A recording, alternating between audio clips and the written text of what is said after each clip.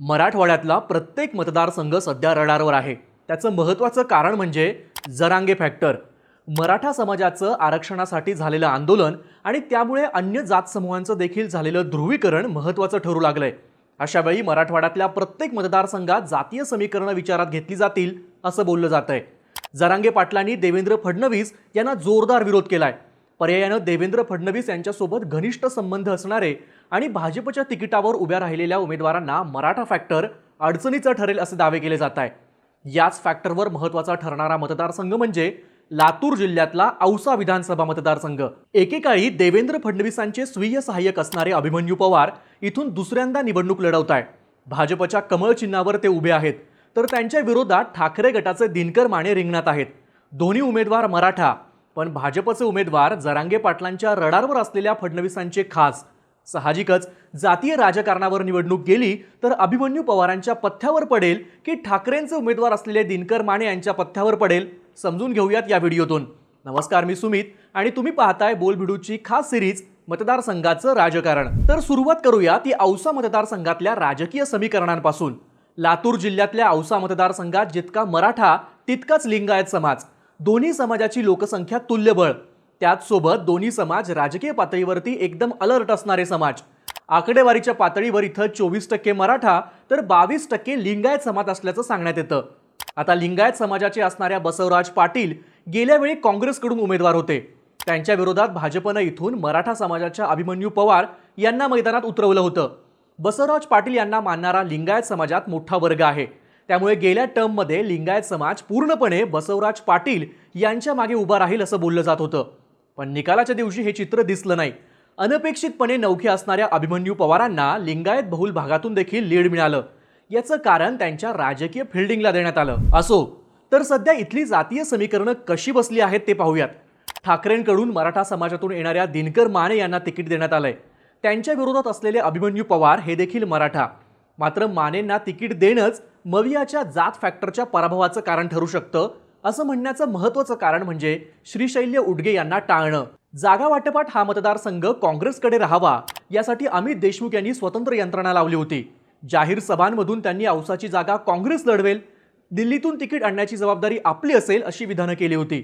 श्रीशैल्य उडगे हे लिंगायत समाजाचे, उडगेंसाठी देशमुख फिल्डिंग लावतील आणि लिंगायत प्लस मराठा हे राजकारण इथं सक्रिय होईल असं बोललं जात होतं।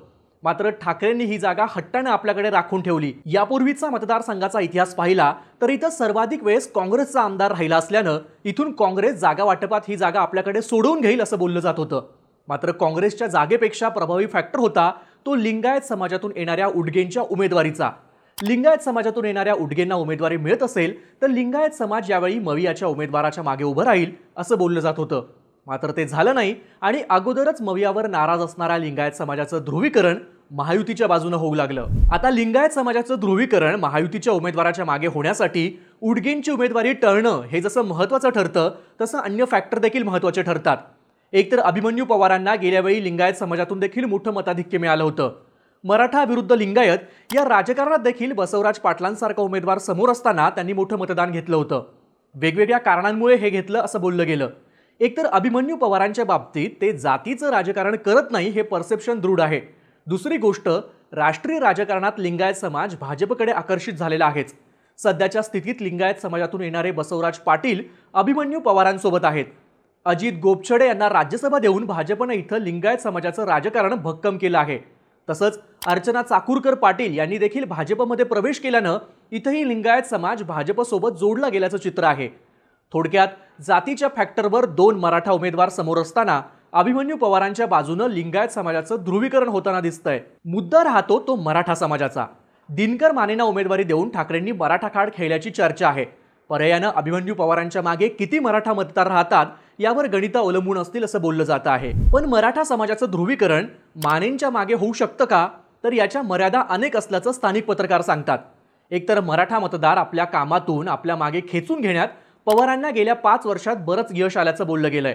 त्यातही लोकर फॅक्टरचे मराठा नेते आणि संस्थात्मक राजकारण असे अनेक संदर्भ मराठा मतांच्या ध्रुवीकरणावर मर्यादा टाकतात। एकतर जरांगेंच्या फॅक्टरवर फडणवीसांबाबत नाराजी असली तरी ही नाराजी आपल्याकडे रिफ्लेक्ट होणार नाही याची काळजी आंदोलनाच्या पहिल्या दिवसापासून अभिमन्यू पवारांनी घेतल्याचं सांगण्यात येतं. यातूनच जरांगे पाटलांच्या व्यक्तिगत भेटीगाठी अभिमन्यू पवारांनी घेतल्या असल्याचं बोललं गेलं. पर्यायानं अभिमन्यू पवारांना जरांगे पाटलांचा विरोध आहे असं वातावरण मतदारसंघात तरी नसल्याचं स्थानिक पत्रकार सांगतात. दुसरा फॅक्टर येतो तो संस्थात्मक राजकारणाचा, जसं की किल्लारी सहकारी साखर कारखान्याच्या माध्यमातून ऊस उत्पादक शेतकरी आणि राजकारण बांधून घेणं पवारांना शक्य झालं आहे. साहजिकच अशा राजकारणात दिनकर माने मागे पडताना जाणवतात.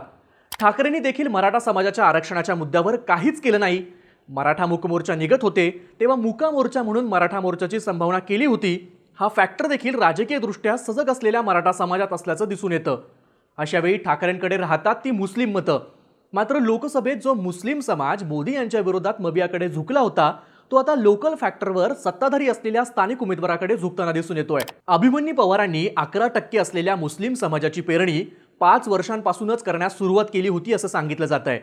थोडक्यात लिंगायत समाजाचा संपूर्ण पाठिंबा ते मराठा समाजाची ग्राउंडवरची गणितं इथं अभिमन्यू पवारांच्या पथ्यावर पडण्यासाठी पूरक ठरू शकतील अशी चर्चा आहे. तुम्हाला काय वाटतं? जातीच्या फॅक्टरवर निवडणूक गेली तर कोण अधिक सेफ असेल? तुमची मतं कमेंट करून नक्की सांगा आणि अशाच माहितीपूर्ण व्हिडिओसाठी बोल व्हिडिओच्या YouTube चॅनलला सबस्क्राईब करायला विसरू नका.